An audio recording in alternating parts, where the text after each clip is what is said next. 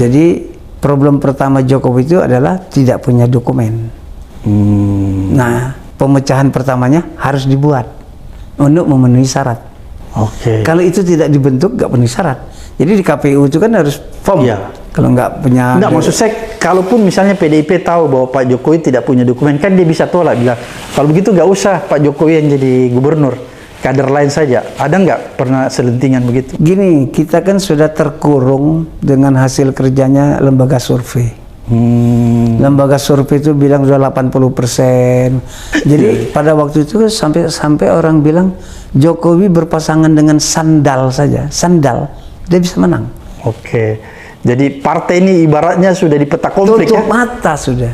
Jadi kondisi itu yang dilakukan oleh lembaga survei sehingga partai harus menerima apapun kenyataan. Ini kan pertentangan antara Ibu Mega sama Pak Taufik. Pak Taufik kan masih ke Foke, Ibu Mega kan ke Jokowi. Jadi Ibu Mega selalu berstandar pada hasil survei.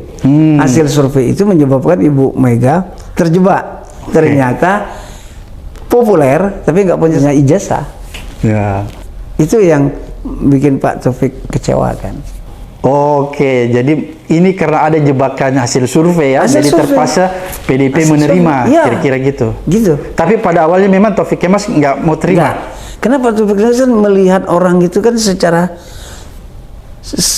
apa ya? Dia punya talenta kali ya. Dia punya insting ya. Iya. Dia ngeliat nih orang aneh kata dia. Ini orang rakus kekuasaan. Jadi dia sudah bilang itu kepada kita yang dekat sama dia. Oh, dia pernah sampaikan sama Peter. Iya. Oke. Jadi kalau kita sering-sering kumpul-kumpul gini kan, ngapain itu katanya Jokowi itu katanya. Gak jelas itu kata dia. Oh, dia ngomong gitu?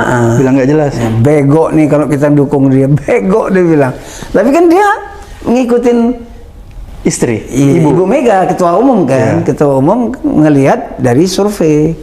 Survei ini yang menyesatkan.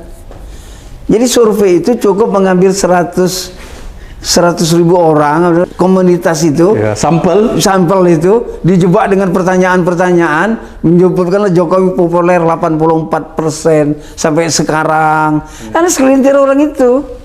Yang lain macam kita ini nggak disurveinya kan, nggak dianggapnya sebagai kelompok yang menentukan. Dan ini diserbu dengan bansos saja, menang itu. Nah, pemenangan pertama itu membuat partai ini buta, tutup mata. Maka dicalonkan yang kedua. Padahal isunya pada waktu 2019 itu kencang sekali itu. Karena sudah dipenjara Bambang Tri itu, Gus Nur kan harusnya melihat ke situ kan.